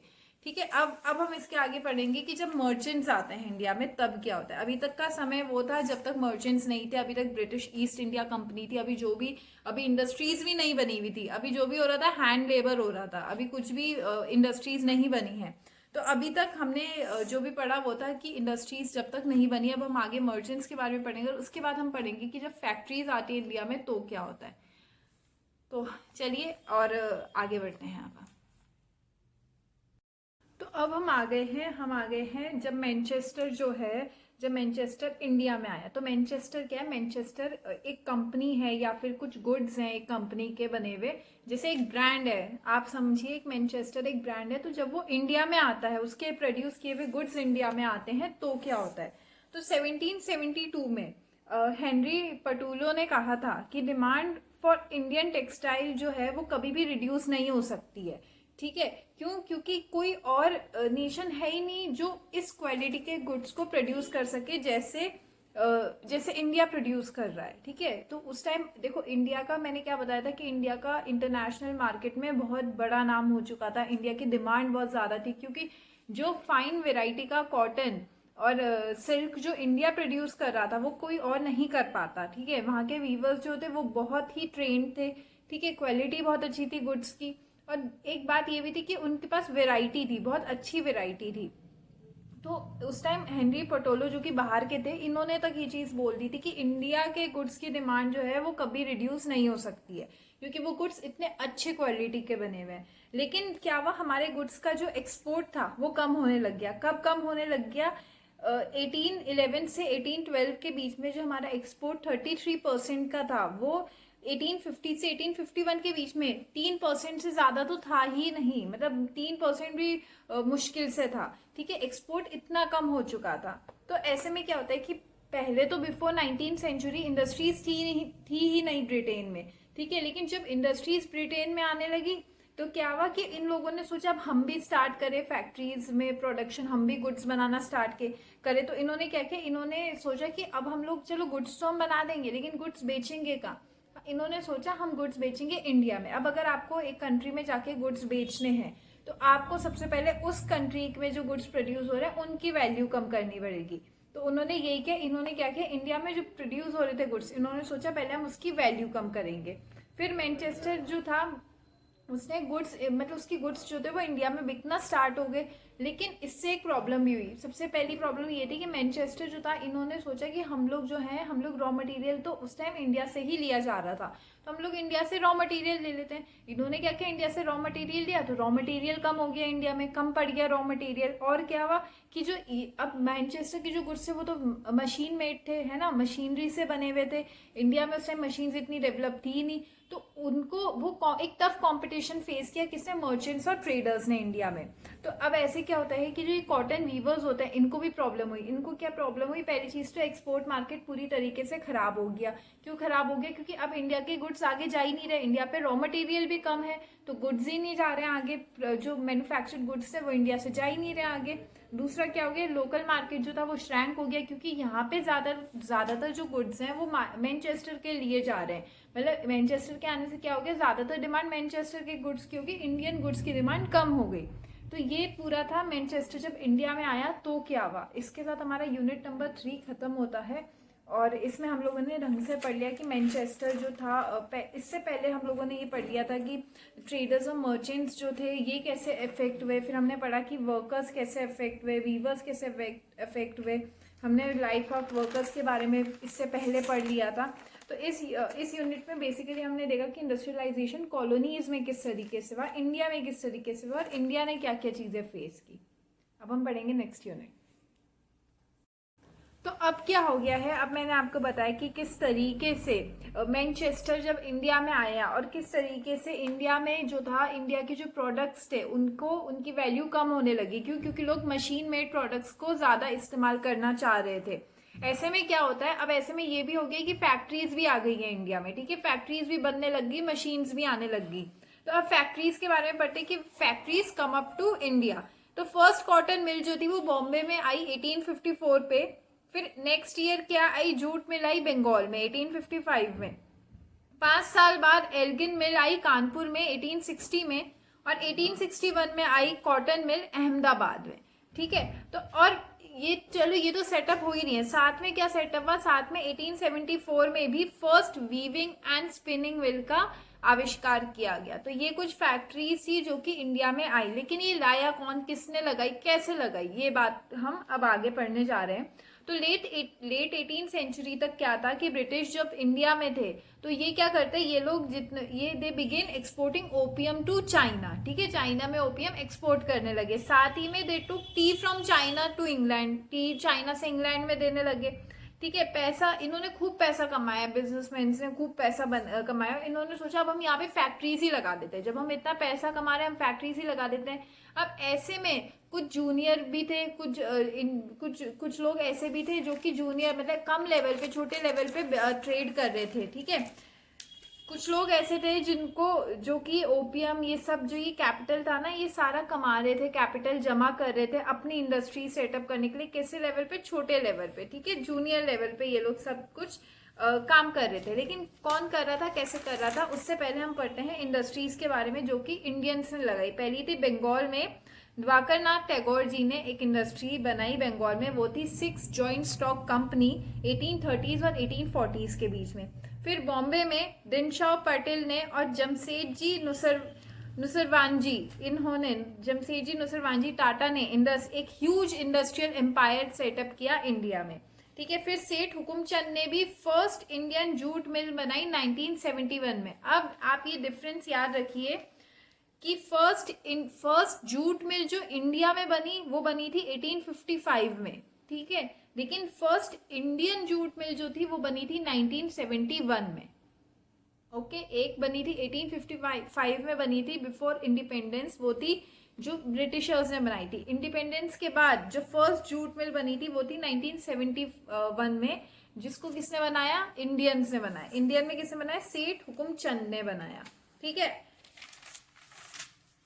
अब क्या हो गया है, अब इन्होंने मिल तो बना दी, लेकिन ये मिल का कैपिटल कहाँ से आया, पैसा कहाँ से आया। तो ये लोग क्या करते हैं, ये लोग जैसे मैंने बताया छोटे लेवल पे ये जो ओपियम था, ये जो ट्रेड था ना ओपियम का, कॉफी का, ये ट्रेड कर रहे थे। ठीक है, इससे इनको थोड़ा बहुत पैसा मिल रहा था। तो इससे इनको एक विजन था, developing industrial enterprises in India. इन्होंने सोचा अब हम भी जो है इंडिया में अपनी इंडस्ट्री, इनको थोड़ा थोड़ा पैसा तो मिल ही गया था, इन्होंने सोचा अब हम भी अपनी इंडस्ट्री सेटअप कर लेते हैं इंडिया में। तो अब ऐसे में क्या था, इंडिया में इंडस्ट्रीज सेटअप तो तुम कर लोगे, वर्कर्स कहाँ से लाओगे, है ना, बहुत सारा चीज है देखने का। तो कॉलोनियल कंट्रोल जो था वो इंडिया में इतना था, ओवर द ट्रेड इतना था कि it was not easy to set up industries in India. तो ऐसे में क्या होता है, it was difficult for traders to flourish, मतलब ट्रेडर्स के लिए बहुत डिफिकल्ट था कि वो इंडस्ट्रीज सेटअप करे और इंडस्ट्रीज को सेटअप करने के बाद चलाएं भी। So it was very difficult for these traders, but then something will happen which will change everything. तो अब हम वो आगे पढ़ेंगे। चैलेंजेस तो देखो हर जगह थे, लेकिन चैलेंजेस से बाहर निकलने के का समाधान भी था लोगों पे। ठीक है, तो अब हम आगे पढ़ेंगे वर्कर्स के बारे में कि कैसे वर्कर्स मिले इन लोगों को। ठीक है, तो अब क्या हो गया है, अब हम आते हैं हमारे नेक्स्ट टॉपिक पे जो कि है where did the workers come from. Workers कहाँ से आते हैं। अब इंडस्ट्रीज तो आपने सेटअप कर ली, ठीक है, इंडस्ट्रीज बन गई है, लेकिन वर्कर्स भी तो चाहिए इंडस्ट्रीज में काम करने के लिए। ठीक है, तो वर्कर्स कहाँ से आते हैं, तो फैक्ट्रीज जो थी उसको वर्कर्स की जरूरत थी, क्योंकि एक्सपेंशन ऑफ फैक्ट्रीज मतलब हो गया वर्कर्स की डिमांड भी ज्यादा है। ठीक है, आप फैक्ट्री लगा रहे हो, आपको कम से कम 50 से 60 वर्कर्स चाहिए उस फैक्ट्री में, तो उनकी डिमांड भी बढ़ेगी। तो अब क्या हो गया, 1901 पे 5,84,000 जो थे वो वर्कर्स थे। ठीक है, लेकिन अब 1946 में क्या हो गया, इंडिया में 24 लाख वर्कर्स जो हैं वो आ चुके हैं। ठीक है, तो ऐसे में क्या होता है, ये वर्कर्स कहाँ से आते हैं। ठीक है, अभी देखो वर्कर्स तो हो गए, वर्कर्स भी ज्यादा आ गए, ठीक है, वर्कर्स बहुत ज्यादा हो गए, लेकिन अब क्या होता है, अब यहाँ पे जॉब की प्रॉब्लम हो जाती है, क्योंकि 5 लाख लोगों को जॉब देना is different thing and 24 lakh लोगों को एम्प्लॉय करना is again a different thing. ठीक है, तो अब कहाँ से आते हैं, पहले तो ये वर्कर्स ये आते हैं डिस्ट्रिक्ट से। कौन सी district? Around the industrial region. मान लो उत्तराखंड में देहरादून, हमारे यहाँ सेलाकुई ही मान लो, उत्तराखंड में हमारे यहाँ सेलाकुई है। सेलाकुई जो है वो पूरा इंडस्ट्रियल एरिया है, सबको पता है वहाँ एम्प्लॉयमेंट मिलेगी, कुछ ना कुछ जॉब तो मिल ही जाएगी आपको सेलाकुई में। तो लोग क्या करते हैं, देहरादून से आ रहा है, कोई आ रहा है विकास नगर से, कोई आ रहा है दागपत्थर से, कोई आ रहा है कोई आ रहा है ऋषिकेश से। तो अलग अलग डिस्ट्रिक्ट की क्या है लोग आएंगे यहाँ पे। ठीक है, अलग अलग जगह के लोग आएंगे, छोटी छोटी जगहों से लोग आएंगे। तो वही हो रहा है कि लोग जो थे वो छोटी छोटी जगहों से आए थे। जैसे कि बॉम्बे में जब इंडस्ट्री बनी थी तो रत्नागिरी से 50% पीपल जो थे 1911 में माइग्रेट करके आए थे ये इंडस्ट्रीज में अपना काम ढूंढने के लिए। 50% लोग जो थे वो कॉटन इंडस्ट्रीज में काम कर रहे थे उस टाइम। और ये सभी लोग कहाँ से आए थे? रत्नागिरी से आए थे, बॉम्बे में, जो कि एक छोटा सा गांव है रत्नागिरी, वहां से आए थे। ठीक है, तो अब क्या हो गया, अब जो ये चलो ये तो वो वर्कर्स हो गए जिनको जॉब मिल गई। अब कुछ ऐसे भी जिन्हें जॉब नहीं मिल रही थी, तो उन्हें जॉब कौन कौन दिला रहा था? तो उन्हें जॉब दिलाने का काम था जॉबर्स का। जॉबर्स कौन थे? जॉबर्स वो लोग थे जो कि जॉब कर रहे थे। जॉबर्स वो लोग थे जिन पे इंडस्ट्रियलिस्ट बहुत भरोसा करते थे, जो शायद बहुत टाइम से बॉम्बे, अगर हम बॉम्बे की बात कर रहे हैं, एग्जाम्पल है कि बॉम्बे की बात करें तो बॉम्बे में एक इंसान जो कि बहुत सालों से रह रहा है, उसको एक्सपीरियंस, उसको पता है सब कुछ क्या कहाँ कैसे हो रहा है, कब हो रहा है। तो वो क्या करेगा, वो वहाँ का जॉब मतलब इंडस्ट्रियलिस्ट जो होंगे वो उसको हायर करेंगे कि तुम जो है तुम हमको रिक्रूट करोगे, लोग नए लोग रिक्रूट करोगे, लेकिन लोग जो है वो अच्छे होने चाहिए, ढंग से होने चाहिए। ठीक है, जो कि हमारे जो ट्रस्ट वर्दी हो, जो इंडस्ट्रीज में काम करे। ये सब रोल जो था ये जॉबर का था कि वो देखे कि लोग कैसे हैं, सही है या नहीं है, इंडस्ट्रीज में काम करने लायक है या नहीं है। तो ये सारा काम किसका था? जॉबर का, जॉबर्स का था। आपके वहां पे एक पिक्चर भी होगी एक जॉबर की, हेड जॉबर की बुक में। तो अब क्या है, अब क्या हो गया, नंबर ऑफ सीकिंग वर्क, मतलब जो लोगों को जितनों को काम चाहिए उनकी वो तो बहुत ज्यादा हो गई, लेकिन जॉब्स जो थी वो कम हो गई। ठीक है, तो इंडस्ट्रियलिस्ट ने क्या किया, जॉबर्स को अपॉइंट किया। तो अब जॉबर्स का काम क्या था? पहला काम तो उनका ये था कि वो लोग इनको इंडस्ट्रियलिस्ट को नया रिक्रूटमेंट लाके दे, उनको अच्छे अच्छे लोग लाके दे जो कि ट्रस्टवर्दी। और दूसरा क्या था कि ओल्ड, मतलब ये जो जॉबर्स है ये बहुत पुराने और बहुत ट्रस्टेड वर्कर्स थे। मतलब इन पे कोई भी ये नहीं कह सकता था कि ये जॉबर जो है इसका काम गलत है, क्योंकि जॉबर्स जो थे वो बहुत पुराने और बहुत ट्रस्टेड वर्कर्स थे इन इंडस्ट्रियलिस्ट के। साथ ही में इनके पास एक अपनी अथॉरिटी थी। अथॉरिटी और पावर क्या थी कि ये लोग जो थे रिक्रूटमेंट बेसिकली यही लोग कराते थे। अगर आप जॉबर के थ्रू नहीं हो रहे रिक्रूट, तो आपका तो एम्प्लॉय मतलब आपका तो चांस ही गया। अगर आप जॉबर को जानते हो, अगर आपने जॉबर के साथ आपके अच्छे रिलेशन है, या फिर जॉबर को आपका काम पसंद आ गया, तभी आपको रिक्रूटमेंट मिलेगा, वरना तो आप गाँव वापस चले जाओ। तो जॉबर्स का जो था क्या था, एक अथॉरिटी थी, इनके पास एक अपनी पावर थी, इनका एक अपना ऑरा था, ये इनका एक अपनी पावर थी, एक अपना स्टेटस था जॉबर्स का, देखा जाए तो। ठीक है, तो ये हम लोगों ने पढ़ लिया। हमारा unit number I think fourth था या थर्ड था, शायद फोर्थ था शायद। यूनिट नंबर 4 जो है वो हमारा कंप्लीट हो चुका है। अब हम आते हैं यूनिट नंबर 5 पर। तो हम आगे हमारे नेक्स्ट टॉपिक में, जिसका नाम है द पेक्युलैरिटीज ऑफ इंडस्ट्रियल ग्रोथ। तो पेक्युलैरिटीज मतलब क्या होता है? एक स्ट्रेंज ग्रोथ होता है इसका मतलब, एक अनयूजुअल ग्रोथ होता है इसका मतलब। ठीक है, मतलब बिल्कुल हटके ग्रोथ। क्यों बिल्कुल हटके ग्रोथ? क्योंकि अभी हमने पढ़ा कि इंडिया में किस तरीके से वर्कर्स जो थे उनको, पहली बात तो उनको एम्प्लॉयमेंट नहीं मिल रही थी। क्यों नहीं मिल रही थी? क्योंकि बहुत कम इंडस्ट्रीज थी, और जो इंडस्ट्रीज थी वो हार्डली इंडियन इंडस्ट्रीज थी, ज़्यादातर जो थी वो ब्रिटिश इंडस्ट्रीज थी जो ईस्ट इंडिया कंपनीज आई थी। लेकिन इसके बाद भी किस तरीके से एक इंडस्ट्रियल सेटअप हुआ इंडिया में, एक अनयूजुअल, किसने इंडस्ट्रियल इंडिया ने मतलब कैसे ग्रोथ किया, वो अब हम आगे पढ़ने वाले हैं। तो क्या होता है कि यूरोपियन एजेंसी, सबसे पहले आप ये समझिए कि यूरोपियन जो मैनेजिंग एजेंसीज होती हैं, ये जो डोमिनेट करती थी इंडस्ट्रियल प्रोडक्शन को, कहाँ पे? इंडिया में जो ये डोमिनेट कर रही थी। तो इन्होंने क्या इन्होंने टी कॉफ़ी का जो प्लांटेशन है इसको एक्वायर किया। ठीक है, एक्वायर कहाँ पे किया? लैंड्स में किया। कौन से लैंड? सस्ते लैंड्स खरीदे इन्होंने वहाँ की कॉलोनियल गवर्नमेंट के थ्रू, और वहाँ पे टी कॉफ़ी प्लांटेशन करी। साथ में इन्होंने क्या किया? दे इन्वेस्टेड इन माइनिंग, इंडिगो और जूट, इन सब में इन्होंने इन्वेस्ट किया, क्योंकि इनको पता था अगर ये हम यहाँ पे इन्वेस्ट करेंगे तो हमको यहाँ से मुनाफा होगा, तो इन्होंने यहाँ इन्वेस्ट किया। इनको लैंड्स किसने दिए अच्छे दामों पे और सस्ते दामों पे? कॉलोनियल गवर्नमेंट ने दे दिए। तो अब क्या होता है, ऐसे में इंडियन बिजनेसमैन क्या कर रहे हैं, इंडियन बिजनेसमैन अपना, उनका भी ग्रोथ हो रही है, वो भी ग्रो कर रहे हैं। कैसे ग्रो कर रहे हैं उन्होंने, मैंने इससे पहले आपको बताया था कि जूनियर लेबर या फिर जूनियर प्लेयर का एक रोल खेल के इंडियन इंडस्ट्रियलिस्ट जो थे, इन्होंने इंडस्ट्री सेटअप करी। अभी हमने इससे पहले वाले यूनिट में पढ़ा कि जब हमने पढ़ा कि इन पे पैसा कैसा है, कैपिटल कैसा है, तो हमने बताया कि वो जूनियर प्लेयर की तरह उन्होंने खेला और उन्होंने क्या किया, कुछ ऐसा टेढ़े मेढ़े रास्ते निकाले जिसके थ्रू उनको कैपिटल मिल सके, है ना। तो यहाँ पे वही होता है, यहाँ पे क्या होता है कि जो ये फर्स्ट सबसे पहली चीज़ क्या थी कि इन लोगों ने कंपटीशन अवॉइड किया। किससे? मैनचेस्टर से, क्योंकि मैनचेस्टर आ गया था इंडिया में। तो इन्होंने कहा कि हम लोग, मतलब हम इससे कंपटीशन, हमें मशीन मेड गुड्स से हमें कंपटीशन ही नहीं करना है।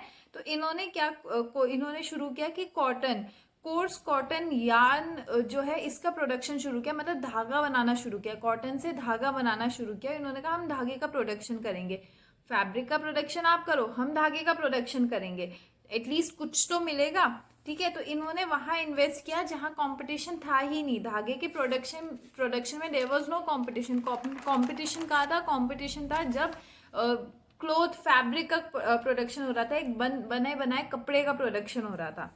तो अब क्या होता है, first decade of 20th century जो होता है, first decade of 20th century में कुछ मूवमेंट स्टार्ट हुए, जैसे एक एग्जांपल है स्वदेशी मूवमेंट जो था वो स्टार्ट हुआ। अब स्वदेशी मूवमेंट जो था वो हमने इससे पहले भी पढ़ा है नेशनलिज्म इन इंडिया में, कि स्वदेशी मूवमेंट का मतलब ये था कि हम इंडियन गुड्स को ही बढ़ावा देंगे और हम ब्रिटिश गुड्स को बायकॉट करेंगे। लेकिन उस टाइम कोई इंडियन गुड्स नहीं था, तो खादी का इंट्रोडक्शन हुआ उस टाइम पे, जब लोगों पे कुछ पहनने को नहीं था, ब्रिटिश गुड्स को वो कहते हैं हम इनको तो बढ़ावा देंगे नहीं, तो उन पे इंडियन गुड्स कुछ था नहीं, तो खादी आई। तो स्वदेशी मूवमेंट जो था उसकी बात हो रही है यहाँ पे, कि नेशनलिस्ट जो थे इन्होंने मोबिलाइज किया पीपल टू बाय मतलब इन्होंने बोला कि तुम फॉरेन गुड्स जो है इनको बाय मत करो, इसको बॉयकॉट करो, ठीक है। तो स्वदेशी प्रोडक्ट जो थे इन्होंने मार्केट पे कैप्चर कर लिया था, ठीक है। हमने इससे पहले पढ़ा था कि क्योंकि अब हम ये भी बात थी कि वो पहनेंगे क्या, अगर उनके पास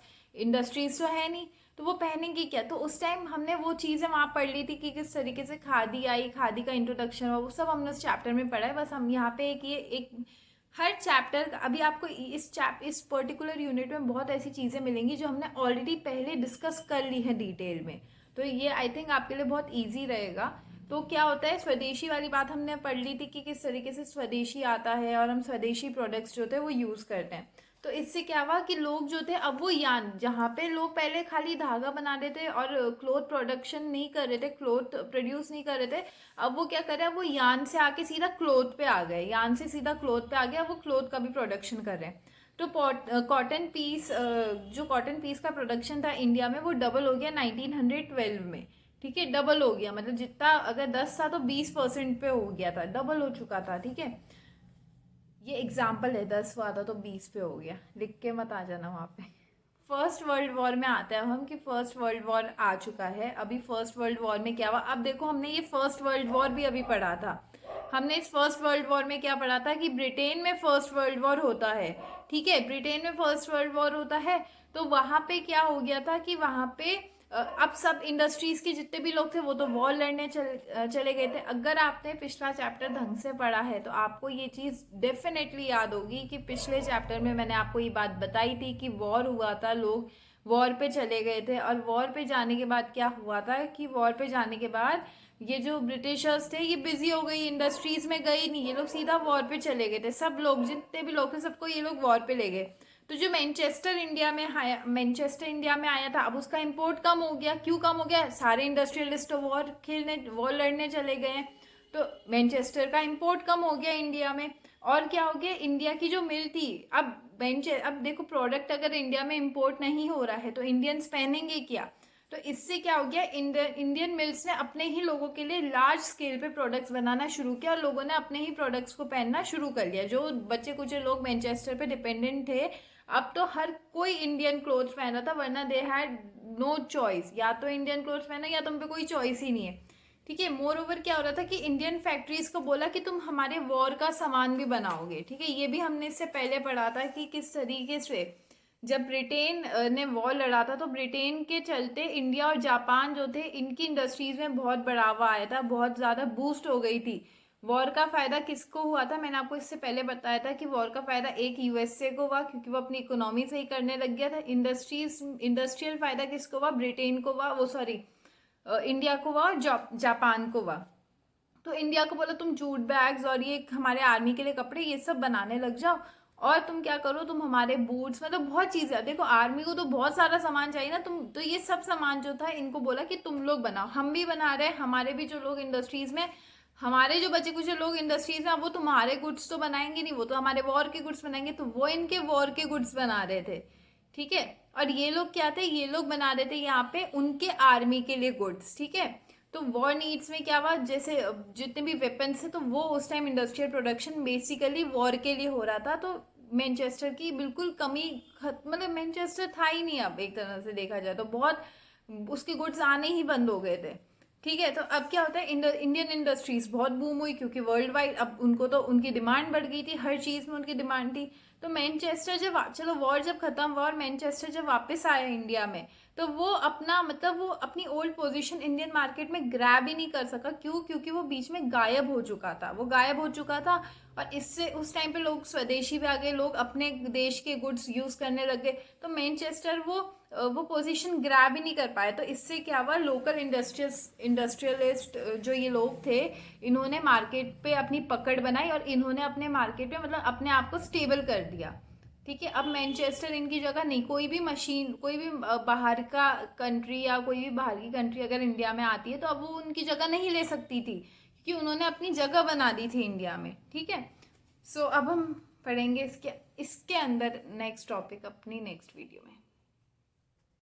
तो हम आगे हैं small scale industries predominate में, और हम अब पढ़ेंगे किस तरीके से small scale industries I and they continue to predominate. तो अब क्या हुआ, अभी तक हमने पढ़ा लार्ज स्केल इंडस्ट्रीज के बारे में कि किस तरीके से हमने पढ़ा कि किस तरीके से जूनियर लेबर या जूनियर प्लेयर के रोल करके जो ये जितने भी हमारे इंडस्ट्रियलिस्ट है इन्होंने अपनी इंडस्ट्रीज, अपना कैपिटल जमा किया, पैसा जमा किया, उस पैसे को एक इंडस्ट्री बनाने के लिए इन्वेस्ट किया और इंडस्ट्रीज सेटअप की। लेकिन अगर देखा जाए तो हमारी पूरी इकोनॉमी में लार्ज स्केल जो इंडस्ट्रीज थी इसका बहुत ही छोटा सेगमेंट था, मतलब बहुत स्मॉल सेगमेंट था। क्यों, क्योंकि स्मॉल स्केल प्रोडक्शन जो था it continue to predominate. Labour का अगर हम प्रोपोर्शन देखें तो 5% था 1911 में लेबर, और 10% हो गया था 1931 में। तो ये लेबर जो था, ये सारे लेबर जो थे ये लार्ज स्केल इंडस्ट्रीज में थे कि 5% थे, एक पूरे एरिया के 5% थे 1911 में इन लार्ज स्केल इंडस्ट्रीज में काम कर रहे, और 10% थे 1931 में। ठीक है, डबल हो गए थे। लेकिन बाकी जितना 90% ऑफ लेबर जो था वो कहाँ था, वो स्मॉल स्केल इंडस्ट्रीज में था। ठीक है, वो स्मॉल स्केल वर्क कर रहा था, वो छोटे लेवल पे काम कर रहे थे। तो इसमें सबसे पहला नाम आता है हैंडीक्राफ्ट प्रोडक्शन का, जो कि एक्सपैंड हुआ 20th सेंचुरी में। और उसके बाद आता है हैंडलूम प्रोडक्शन का, जो कि जो मतलब कि वो भी बहुत बढ़िया था। देखो आज भी देखा जाए तो हैंडीक्राफ्ट और हैंडलूम की एक अलग डिमांड होती है ना। आज के टाइम पे भी हम कहते हैं कि हमें हाथ का बना हुआ कपड़ा is a very different kind of a cloth, है ना। क्योंकि हैंडीक्राफ्ट जो स्किल लेबर लगता है, या आजकल तो कोई भी मतलब अगर किसी को भी पूछा आपको हैंडीक्राफ्ट पसंद है या मशीन का पसंद है तो लोग हैंडीक्राफ्ट की तरफ ही जाएंगे। तो उस टाइम भी ये हो रहा था, स्किल वीवर्स थे। तो टेक्नोलॉजिकल चेंजेस जो हो रहे थे, इन्होंने भी लार्ज स्केल और स्मॉल स्केल इंडस्ट्रीज में कुछ अपना एक मतलब एक इफेक्ट हुआ, इनका भी एक इनकी वजह से भी चेंजेस आए। तो क्या हो रहा था, हैंडीक्राफ्ट जो पीपल थे इन्होंने भी सोचा हम भी अब नई टेक्नोलॉजीज अडॉप्ट करेंगे। ठीक है, हम भी करेंगे अब नई टेक्नोलॉजीज अडॉप्ट, हम भी कुछ ऐसा करेंगे जिससे मतलब हमको थोड़ा काम करने में ईजी हो। तो क्या हुआ, second decade of 20th century तक ये जो वीवर्स थे इन्होंने they started using fly shuttle. इन्होंने एक फ्लाई शटल कुछ एक मशीन होती है इसका यूज करना शुरू कर दिया, और इसी से ये लोग जो था ये लोग अपने क्लोथ्स बनाने इन्होंने शुरू किए। ठीक है, तो लेबर की डिमांड क्या हुई, लेबर की डिमांड कम होने लगी और प्रोडक्शन जो था वो बढ़ गया। प्रोडक्शन तो बढ़ेगा ही ना, अब आप मशीन ला रहे हो तो प्रोडक्शन बढ़ गया, लेकिन लेबर की डिमांड जो थी वो कम हो गई। तो 1941 में 35% ऑफ हैंडलूम्स इन इंडिया, जो 35% ऑफ हैंडलूम वर्क जो करा जा रहा था इंडिया में, it was done by the fly shuttle. ठीक है। तो अब क्या हो गया था, कहाँ कौन से रीजन्स में, ट्रेवनकोर, मद्रास, मैसूर, कोचिन, बंगाल, इन रीजन्स में हैंडलूम जो क्राफ्ट था वो करा जाता। आज भी मैसूर का सिल्क बहुत फेमस है, मद्रास फेमस है, बंगाल की साड़ियाँ फेमस है। सो अभी भी वो हैंडलूम वैसा ही है, लेकिन उस टाइम पे ये सिर्फ शुरुआत हुई थी। और क्या हुआ था, और भी छोटे छोटे इनोवेशंस हुए, और भी कई स्मॉल स्केल इनोवेशंस हुए जिन्होंने इन मिल्स को बढ़ावा दिया। ठीक है। कुछ वीवर्स जो थे वो अच्छी पोजीशन में भी आ गए थे, कुछ जो थे वो अभी भी स्ट्रगल कर रहे थे। कहाँ पे, क्योंकि देखो हर कोई हैंडलूम या हैंडीक्राफ्ट में नहीं लगा हुआ था। अगर कोई नहीं लगा है तो वो इंडस्ट्रियल, कहीं और इंडस्ट्री, किसी टेक्सटाइल में या किसी और इंडस्ट्रीज में काम कर रहा है, वो अपने सर्वाइवल के लिए अभी भी काम कर रहा था। पर यहाँ पे कुछ वीवर्स ऐसे थे जिन्होंने पैसा कमाना शुरू कर दिया था अच्छे लेवल पे। कैसे, क्योंकि कुछ फाइन वेराइटी ऑफ क्लोथ्स जो थे वो बनने लग गए थे। एक था कोरस क्लोथ। कोरस क्लोथ जो था वो बहुत ही सस्ता क्लोथ था, और वो उसकी डिमांड जो थी, लेकिन वो फ्लक्चुएट होती थी। अब देखो क्यों फ्लक्चुएट होती, कि कोरस जो कपड़ा था ये बहुत सस्ता कपड़ा था, तो जो गरीब था वही इसको खरीदता। अब मान लो गरीब के पास पैसा नहीं है एक महीने, ठीक है, एक महीने उसका काम नहीं चला, उसके पास पैसा नहीं है, तो वो कपड़ा नहीं खरीदेगा, है ना। अमीर, अब जो मिडिल क्लास या अमीर है वो तो खरीद रहा है दूसरे तरह का कपड़ा, लेकिन जो गरीब है वही तो सस्ता कपड़ा खरीदेगा। अमीर क्यों सस्ता कपड़ा खरीदेगा। तो इसकी डिमांड जो थी वो बहुत फ्लक्चुएट होती थी। ये इसकी डिमांड बेसिकली थी कि गरीबों पे अगर poor people, if the people can afford the price of the product, तभी उसकी डिमांड रहेगी। पर अगर पैसा ही नहीं है तो कहाँ से खरीदेगा। तो इसकी डिमांड जो थी वो बहुत फ्लक्चुएट होती थी। एक होता था फाइन वेराइटी का, जो कि मैंने अभी बताया कि कुछ फाइन वेराइटी के भी क्लोथ जो थे वो बनते थे। तो फाइन वेराइटी की जो डिमांड थी वो बहुत स्टेबल थी, क्योंकि वो एक मिडिल क्लास या फिर एक रिच पर्सन खरीद सकता था, है ना। सो उसकी डिमांड फ्लक्चुएट नहीं होती थी, उसकी डिमांड स्टेबल थी, उसमें कुछ नहीं था। इसमें एक एग्जाम्पल है कि जैसे बनारसी साड़ी है, बनारसी साड़ी या बलौचारी है, जो ये साड़ियाँ हैं, इनकी डिमांड जो थी ये फेमाइन के आने से कम नहीं हुई। क्यों, क्योंकि फेमाइन का असर जो था वो गरीब पे पड़ा, अमीर पे थोड़ी पड़ेगा। तो इसीलिए इनकी डिमांड कभी कम नहीं हुई। ठीक है। अब क्या हो गया, लेकिन जो ये मिल्स थी, ये मिल्स ना, ये जो स्पेशलाइज्ड वीवर्स थे, इनका हैंडमेड जो प्रोडक्ट था, इसका मिल्स जो थी, मैंने आपको अभी बताया कि आज भी हम लोग हैंडलूम के प्रोडक्ट्स को ज़्यादा प्रेफर करेंगे ओवर मशीन मेड में, है ना।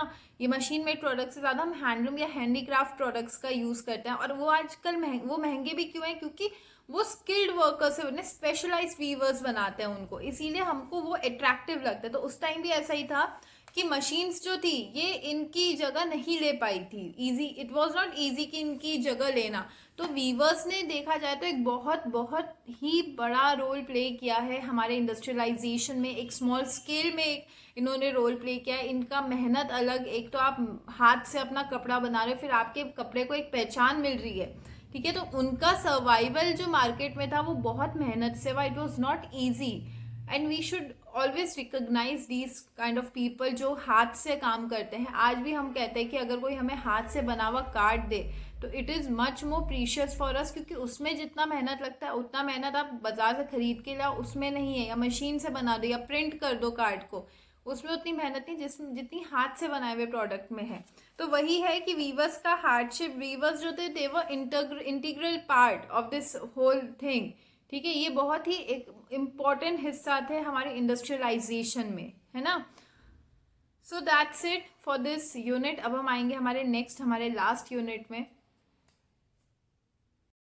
तो अब क्या आगे है, हम आगे हैं लास्ट यूनिट में, जो कि है मार्केट गुड्स। तो अब क्या हो गया है कि देखो, इंडस्ट्रीज बन गई, लार्ज स्केल भी आ गई, स्मॉल स्केल भी आ गई, ब्रिटिशर्स की भी इंडस्ट्रीज अपनी चल रही है, मैनचेस्टर गुड्स भी थे बन रहे, सब हो गया। ठीक है। लेकिन अब ये गुड्स खरीदेगा कौन, मतलब क्यों कोई, अब देखो इतनी सारी, अब स्मॉल स्केल इतनी सारी, मान लो 10 स्मॉल स्केल है, 10 लार्ज स्केल है, 10 मैनचेस्टर गुड्स, मतलब 10 ब्रिटिश इंडस्ट्रीज है। अब इन 30 अलग अलग लोगों में से मैं किसका गुड खरीदूं, मतलब मैं किसके गुड्स खरीदूं, मैं किसका प्रोडक्ट खरीदूं। ये भी बात थी कि इतनी इंडस्ट्रीज आ गई थी, लेकिन इन एक मतलब एक इंडिविजुअल क्यों ये प्रोडक्ट्स को खरीदेगा। तो अब क्या हो गया था कि अब अपने अपने प्रोडक्ट को बढ़ावा देने के लिए डिफरेंट मर्चेंट्स थे, डिफरेंट ट्रेडर्स थे। तो इन्होंने क्या किया, इन्होंने अपने प्रोडक्ट्स को बढ़ावा देने के लिए क्या शुरू किया, एडवर्टाइजमेंट करना शुरू किया। ठीक है, एडवर्टाइजमेंट क्या कि क्योंकि इनको दिखाना था कि प्रोडक्ट जो है ये नेसेसरी है, एक it is a necessary need for you. आज हम लोग कितने एडवर्टाइजमेंट है जो देखते हैं, गीज़र का देखते हैं हम, फ्रिज का देखते हैं हम, देखते हैं रेफ्रिजरेटर, कितने तरह आज मॉडर्न रेफ्रिजरेटर इतना आ चुका है। चलो हम आरओ का देखते हैं कि आरओ के कितने बेनिफिट्स बताते हैं वो, कि आरओ में ये है वो है सो है, और आपको ये आरओ खरीदना चाहिए because it is a necessary for you.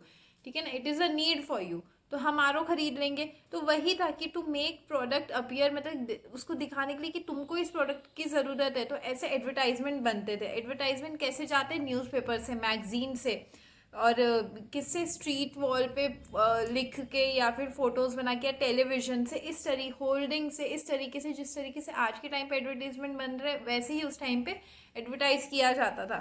फिर क्या, अब एडवर्टाइज तो कर रहे हैं, अब कुछ लोग क्या करते हैं, लेबल लगाते हैं। जैसे ये टी शर्ट है, ये टी शर्ट मान लो किसी ब्रांड की है, ठीक है, या फिर कोई उस टाइम था मैनचेस्टर बहुत फेमस, आपकी बुक में भी इसका एग्जांपल है कि मान लो मैनचेस्टर का है कोई प्रोडक्ट, मेड इन मैनचेस्टर।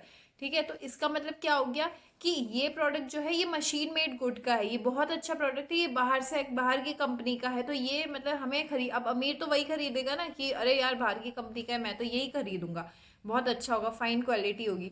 तो ये सब था। ठीक है, कि मैनचेस्टर जैसे ये मतलब लेबल, जो ये लेबल मार्क था ये यूज़ किया जाता था। जैसे आज हम मेड इन इंडिया करते हैं, made in USA, made in China, ऐसे लेबल चलते हैं। फिर अब क्या हो गया, use of images and illustrations भी आ गया कि इमेजेस ऑफ इंडियन, अब देखो इंडिया में अगर प्रोडक्ट भेजो तो इंडिया के गॉड ही लगाओगे ना, तो इंडियन गॉड्स की, अभी हम इंडिया की बात कर रहे हैं तो हम इंडिया के गॉड्स की ही बात करेंगे कि इंडियन गॉड्स की, गॉडेसेस की, और मतलब एक इमेज, इनकी इमेज लगाई गई थी कि इनकी इमेज लगाने का मतलब है कि ये प्रोडक्ट जो है इसको इसको मंजूरी मिल गई है कि ये जाके सेल होए अब। ठीक है, इस प्रोडक्ट को बेचने की मंजूरी मिल गई है, भगवान ने जो है अलाउ कर दिया है, तो ये इसका एक सिंबल बन चुका था। ठीक है, कृष्णा और सरस्वती की फोटोज लगाई जाती थी बाय डिफरेंट मैन्युफैक्चरर्स, जो भी ये फॉरेन मैन्युफैक्चरर्स थे, ये लोग क्या करते, कृष्णा और सरस्वती की फोटोज लगा देते अपने एडवर्टाइजमेंट पे कि गॉड का अप्रूवल है तुमको, तुम ये हमारे प्रोडक्ट्स को खरीदो। ठीक है, फिर क्या हुआ, लेट 19th सेंचुरी में कैलेंडर्स भी बनने लगे, कैलेंडर्स प्रिंट हुए। अब कैलेंडर्स क्यों प्रिंट हुए, popular to popularise the product, why they were print, क्योंकि कैलेंडर्स देखो आज के टाइम पे हमारे घर पे भी कैलेंडर होता है, किसी की दुकान में जाओगे वहाँ कैलेंडर होगा, किसी होटल में जाओगे वहाँ कैलेंडर होगा, किसी मूवी थिएटर में जाओगे वहाँ कैलेंडर होगा। कैलेंडर इज समथिंग जो हर जगह आपको लटका हुआ मिलेगा, हर जगह टंगा हुआ मिलेगा। तो कैलेंडर के थ्रू भी ये एडवर्टाइजमेंट होते थे कि कोई ना कोई एक अनपढ़ से अनपढ़ इंसान भी कैलेंडर में फोटो देख के समझ लेगा कि अच्छा मेरे को ये प्रोडक्ट खरीदना है, क्योंकि कैलेंडर ये पर्टिकुलर चीज़ का एडवर्टाइज कर रहा है। ठीक है, ऑफकोर्स अपनी नीड से बाहर जाके तो नहीं खरीदेगा, पर एटलीस्ट उसके दिमाग में रहेगा कि अगर मेरे को कपड़ा खरीदा है तो मैंने उस दिन देखा था ये कैलेंडर में ये प्रोडक्ट जो है मैं इसका कपड़ा खरीदूंगा। तो कैलेंडर्स जो थे वो भी बनने शुरू हो गए थे। ठीक है, फिगर्स ऑफ एम्प्रर्स और नवाब्स जो थे, इनकी इनकी फिगर्स लगने लग गई थी प्रोडक्ट्स पे। ठीक है, क्यों लगने लगी थी कि कहते थे कि फिगर, अगर नवाब की फोटो, अगर तुम नवाब को आज हम लोग क्या है, हम लोग आज देखते हैं कई लोग, अगर कोई दीपिका पादुकोण का फैन है तो वो दीपिका पादुकोण लक्स का ऐड दे रही है तो वो लक्स का ही साबुन यूज करेगा, है ना।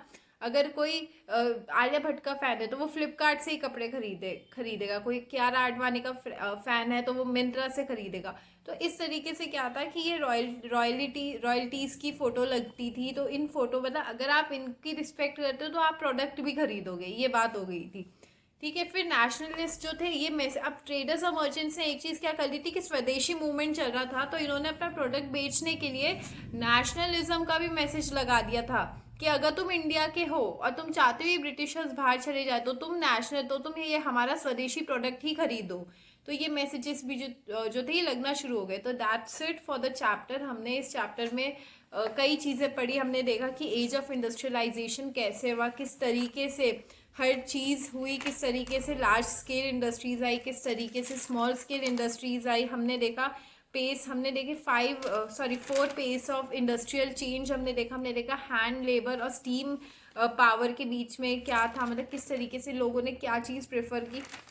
हमने देखा एक वर्कर की लाइफ क्या थी, किस तरीके से, किस हालातों में वो वर्कर रह रहा था और किस तरीके से उसने अपना अपना अपनी जिंदगी जी अपने मतलब जॉब करने की कोशिश की, अपनी मिल में वर्क करने की कोशिश की। हमने देखा इंडस्ट्रियलाइजेशन कॉलोनीज में कैसे हुआ।